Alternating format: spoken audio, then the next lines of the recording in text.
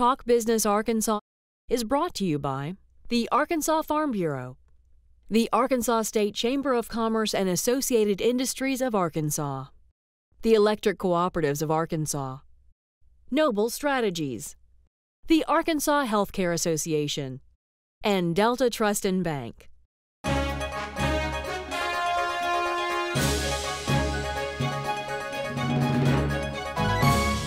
I'm R-Beebe. Welcome to this edition of Talk Business Arkansas. Let's get straight to your business headlines. Businesses large and small across Northwest Arkansas plan to invest $808 million in expansion efforts, adding 965 new jobs, nearly 1,000, by 2015. The data was collected in a group business retention effort shared by the Chambers of Commerce in Fayetteville, Springdale, Rogers, Bentonville, Bella Vista, and Siloam Springs, and overseen by the Northwest Arkansas Council. Mike Harvey, Chief Operating Officer for the Council, and a team from the local chamber offices shared the information on Thursday in a comprehensive report and brief press conference. As part of a 5-year, $20 billion commitment to the cause, Walmart unveiled an online destination through Walmart.com that gives shoppers who want to buy unique and interesting products the opportunity to do so, while supporting small women-owned businesses around the world. More than 200 items, from jewelry and iPad cases to coffee beans and apparel, will be sold on the Empowering Women Together section of Walmart.com.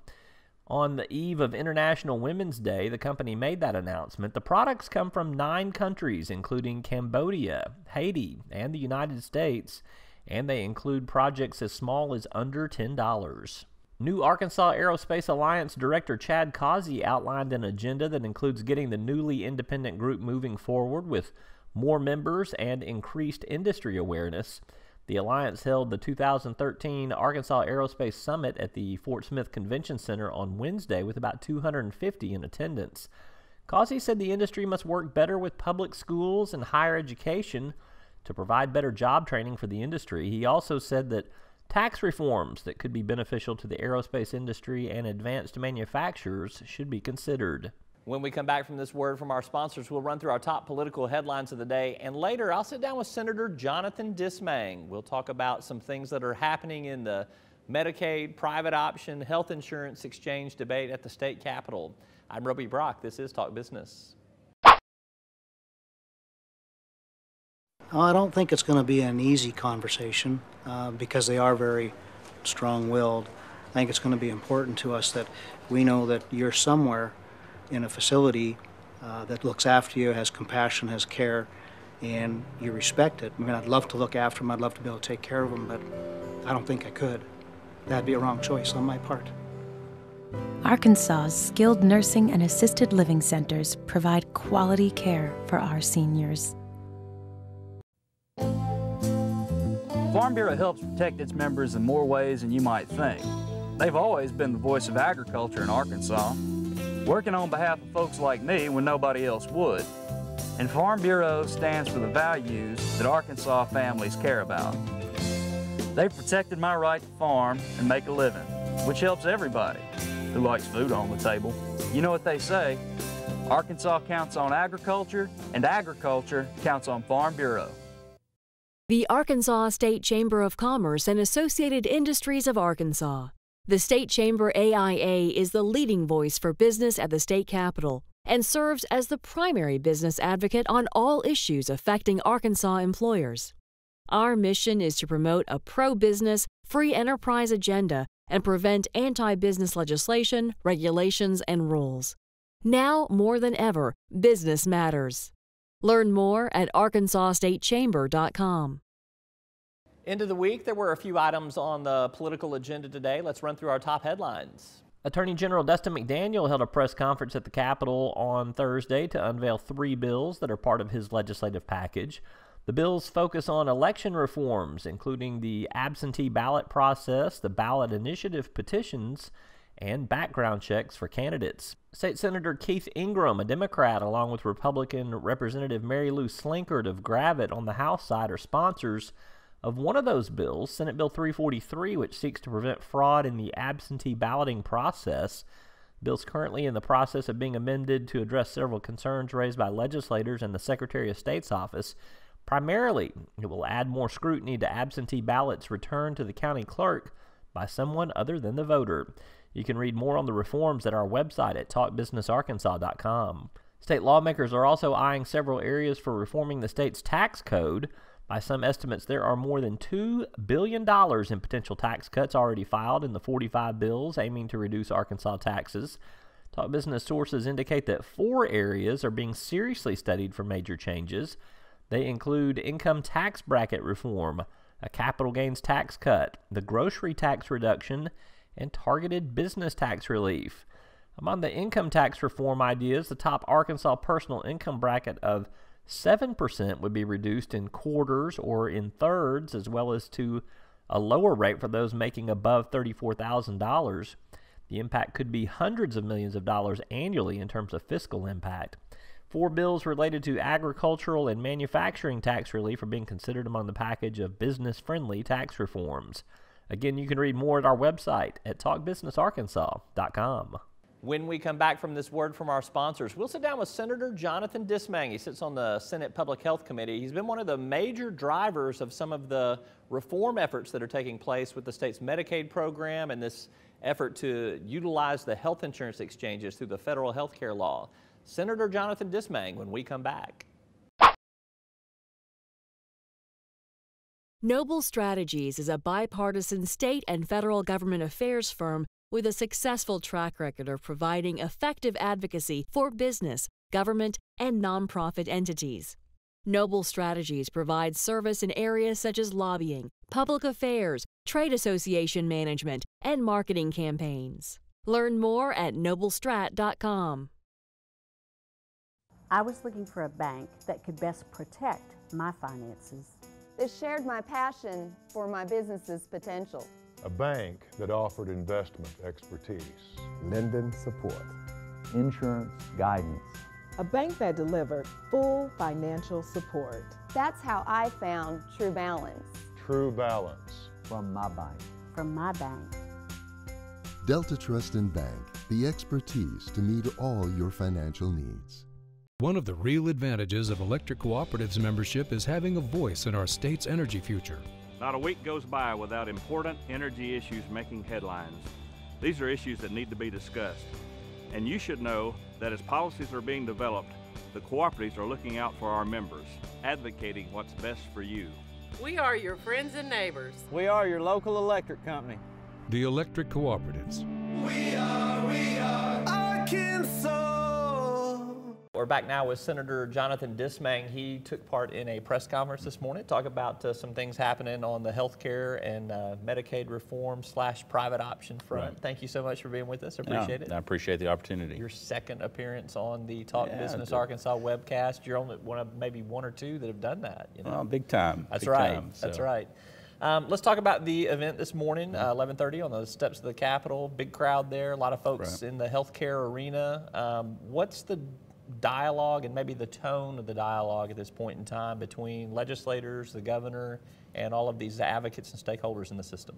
I mean, in particular between the administration and legislative body, I mean, that has been something that has improved more and more as the session has went on. So we have a very good conversation going on with DHS, in particular Andy Allison and John Seelig, and feel good about their ability to be open and transparent with what they're looking at. And so that's helped discussions, obviously, that openness on their part. In regards with providers and other parties that are obviously interested in what we're doing here, we do have a good discussion going on. Probably should be better than it is, but of course a lot of providers were very adamant that we take the Medicaid expansion model that was being presented by the feds, and of course here legislatively and through the governor's office we've been able to kind of put our own Arkansas spin on at least the framework of that. So and get that flexibility, what we're talking about, where the Medicaid dollars for the expansion could be used in this private option through the health insurance exchanges. That's right. I seem to recall sitting in a Senate Public Health Committee meeting earlier this session where a certain state senator named Dismang on that committee actually made that suggestion at the time. Do you remember that? Yeah, of course I do. So, And it wasn't just me. I mean, it's me and a lot of my colleagues, and I mean, I really think a majority of the body has been interested in Medicaid, and of course that means that we have to look at the ACA, what its limitations are, and what was just a viable option, and that was one that we kept coming back to. Was there some way that we could use the markets to help better healthcare outcomes in Arkansas, instead of pushing it back through the Medicaid program itself and expanding Medicaid?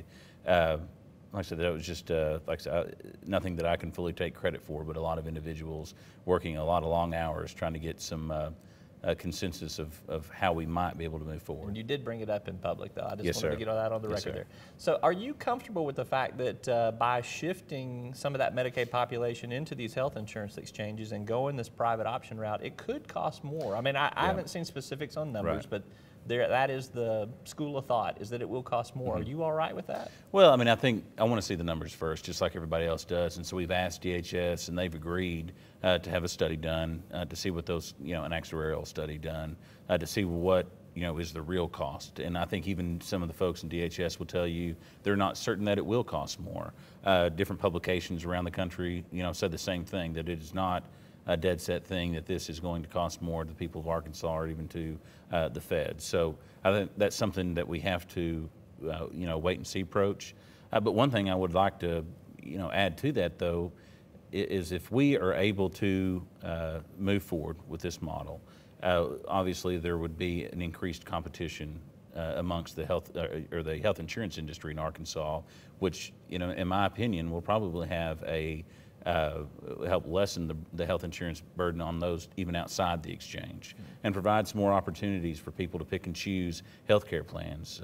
We have very limited options now, and that's one of the big things we're looking at and hope to accomplish is increased competition, have some additional insurers come into the state, and better our whole healthcare system as far as the payer side. So there's the potential for competition or more competition. There's the potential that it may or may not cost as much as it would to just do straight Medicaid expansion. Is it also just more palatable politically to try to get to the votes that you need, the supermajority of 75% in both chambers, to do it this private option route? Moving the discussion away from expanding the Medicaid roles, I think definitely helps that conversation. Even if it would be cheaper to do it the other way? Well, I mean, and like I said, that's the reason we have to have, a study done and see if that is in fact the case. But again, I think, the major appeal is letting the free markets, or letting the markets, I guess, have some latitude in what happens. And I do think that is something that the members are very interested in. And actually, we're being talked about, kind of across the nation, because some of the ideas have been put forth by the legislative body and then taken up by the governor to CMS. And so, I think those other states are looking at what we're doing because they would like to have that similar type choice and that similar type effect on their, payer market or the insurer market. We still come back to insurance exchanges at the end of the day, because that is maybe the route of delivery there. That's right. We're in a state-federal partnership at this point in time. The state-run partnership was killed in the last legislative session, could be reviewed in the future, but probably not this session. There's still the federal-run exchange as an option out there. Senator Jason Rapert has floated an idea of a nonprofit, which to me seems like it would do something similar to what a state plan would. But where do you think the thinking is right now on what might be the best vehicle for this insurance delivery? Right. I mean, in the immediate future, we will probably have to move forward with a partnership exchange just because of time restraints. I think the attractiveness to the nonprofit model is that it builds a firewall between the state obligations and that entity. It would be something that would self-sustain based on some of those premium taxes collected, and they actually might even have some additional revenue left over after those premium taxes are collected. And so I think that's what makes that appealing to the legislative body. The big concern with moving to a state's exchange is what some other states have already experienced, and that it's just not sustainable. There's not enough revenues there.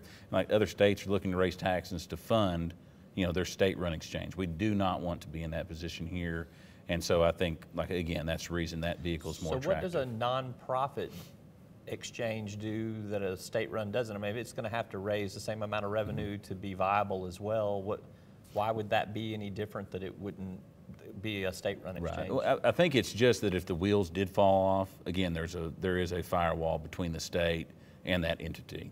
And so, I mean, and it would also be, again, more market-driven, I believe, than state-run exchange. I mean, the goal there would be in the nonprofit model would be to set it up so that you had a board that oversaw a director. Really, right now, what we have going on in Arkansas is kind of the opposite. We have a director overseeing a board that's making the decisions for the future of the exchanges. Again, that's something that's attractive to me, and I think attractive to my colleagues. But again, it's also going to require a lot of research on the part of the legislative body in a very short amount of time. That's a good thing about what Jason's doing, or Senator Rapert's doing in his committees, by having those hearings and bringing about just the pros and cons to all the different models. And so, you know, I think, you know, we'll continue to gather some information there and then try to get something in a bill form as soon as we can. Again, that's something that will not take effect for a couple of years, but we do want to get the ball moving in the right direction. So you've got the framework in terms of the pieces from the federal government, the permission. You're still waiting on an official letter, but you know what you're dealing with at least. You are accumulating some data and information that you can put into some sort of bill format. What's that bill going to look like? And you be ready to vote once that bill gets put together? I mean, there will be two bills in essence. I mean, I think the only bill that's required would be an appropriation, which requires 75%, and just as simple as us allowing DHS to spend the additional revenue. But second to that, and I think one that the legislative body is very interested in, is having a bill that actually puts some teeth, making sure that we were kept involved in the process even after we left the session, and also set some parameters for the exchanges, preliminary parameters for the exchanges. And I think that's what you would see in legislation. Just something else to make sure that we retain legislative control or oversight over the process even when we're out of session. And that's all for the new population. You're still going to go back, and there are still efforts being made to reform the existing system. Yeah, and I appreciate you bringing that up, because I don't want to lose sight of the fact that in addition to working on this particular issue, we have a lot of legislators also looking at reforms in the current system and trying to make sure that we are taking care of the most needy in Arkansas and on a sustainable path. You know, when we started the session, we were $400 million short. Somewhere now around $60 million short in our Medicaid program. And like I think I told you last time, we've used Band-Aids in the past to cover shortfalls, whether it be through surplus funds or stimulus money from the feds. We're not going to do that in the future. We're going to make sure that we have some reforms in place that will help drive down cost and make sure that it's sustainable. Our current program is sustainable. If you guys stay in session much longer, that you may actually be running a surplus in Medicaid. Right. That's right. Exactly. Last question for you. You guys have talked about hiring you have hired a Medicaid consultant. What is this person, this group, going to do for the legislature that you're not getting already? Right. Well, you know, one thing is when we put forward reform ideas, they're our ideas, and we really have no way to verify what the impact will be and what the outcome will be. And so that will be this individual's role, or this entity's role, is to help, you know, look at our ideas, make sure that they're actually something that's feasible and workable, and actually accomplish the goals that we want. The second thing, because of where we're at in the new conversation, it will also, in my opinion, that entity will act as a liaison between the legislative body and DHS, and making sure that our concerns and needs and wants for whatever we do in the future is being met. Big price tag, is it worth it? I think that if you look, for instance, the McKinsey contract that's being utilized by DHS now for the episodic care reimbursement system, or the, I think we're calling it Payment Improvement Initiative, I think that's somewhere around $30 million at this point. And so, you know, I think they recognize how important it is to have, you know, quality people working for them, and so do we. We're talking about altering healthcare, you know, for the future of Arkansas, you know, into the unforeseeable future. And so I don't take that lightly. My colleagues don't take that lightly. And we want to make sure that we have good people, you know, on our team. And I think these guys fit that mold. All right. Are you a BB Lieber, or whatever that phrase is that's floating around now? I've tried to say that several times today, and actually at the rally I thought I would try to give a shout out, but me and Andrew DeMillo tried to figure out the pronunciation of that, and I couldn't get it down. So you know, I mean, he is a constituent of mine. You know, lives in the district, and I'm proud to have him as a neighbor. But we're friends. We don't see eye to eye on everything, but look forward to working together on these particular issues. We're talking about Governor Beebe for those who are not inside baseball enough to know what we're talking about with that new nickname that's been coined for him. Jonathan Dismang, thank you very much. Appreciate thank you. Absolutely. Right. I'm R-Beebe Brock. We'll be back next time for Talk Business Arkansas. You can keep up with the latest business and politics on our website at talkbusinessarkansas.com.